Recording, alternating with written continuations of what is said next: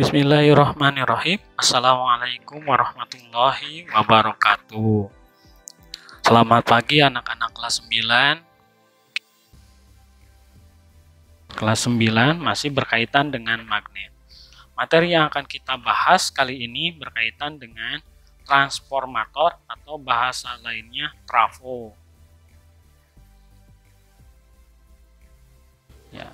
Sesudah kita mempelajari kaitan dengan hukum Oersted, kemudian gaya Lorentz, kemudian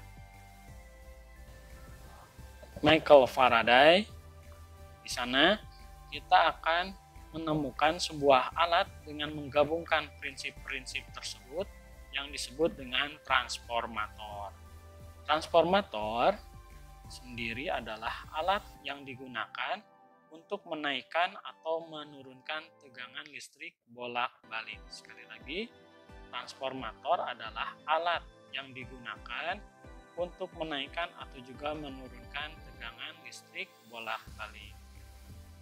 Berdasarkan tegangannya yang dihasilkan dari transformator, maka transformator tersebut dibagi menjadi dua jenis. Yang pertama adalah step up, yaitu untuk menaikkan tegangan, di mana prinsip dasarnya adalah jumlah lilitan sekunder lebih banyak daripada lilitan primer.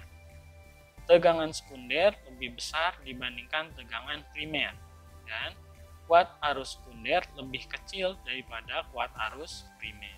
Jenis yang kedua adalah step down atau penurun tegangan, dengan ciri-ciri jumlah lilitan sekunder lebih sedikit daripada jumlah lilitan primer. Kedua, tegangan sekunder lebih kecil daripada tegangan primer. Kemudian kuat arus sekunder lebih besar daripada kuat arus primer.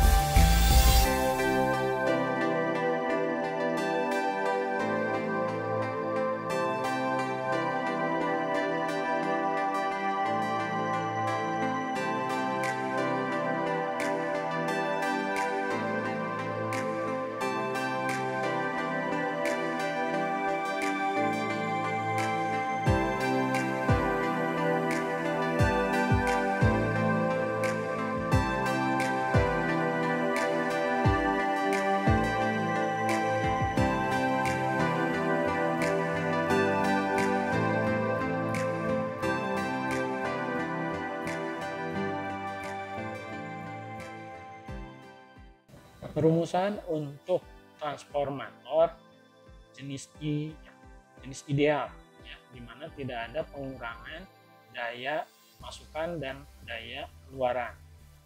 Daya primer sama dengan daya sekunder. Kemudian kita masukkan perumusan dari daya listrik, yaitu F dikalikan I.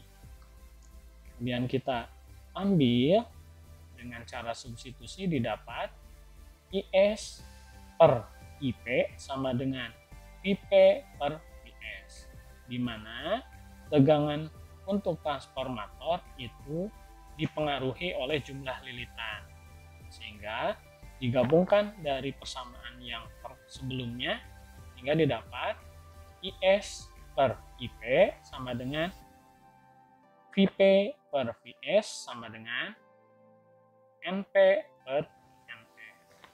Ternyata kenyataannya bahwa transformator itu tidak sama dengan aturan yang diinginkan atau ideal, di mana untuk ideal daya masukan atau primer sama dengan daya keluaran atau daya sekunder. Ternyata daya primer itu lebih besar dibandingkan daya sekunder, atau daya masukan lebih besar dibandingkan daya keluaran. Kenapa? Ternyata pada pengeluaran itu ada yang hilang menjadi panas atau sebagainya, sehingga terdapat sebuah perbandingan antara daya sekunder dengan daya primer yang disebut dengan efisiensi transformator, dan dirumuskan seperti berikut. Sekian pembelajaran kaitan dengan transformator.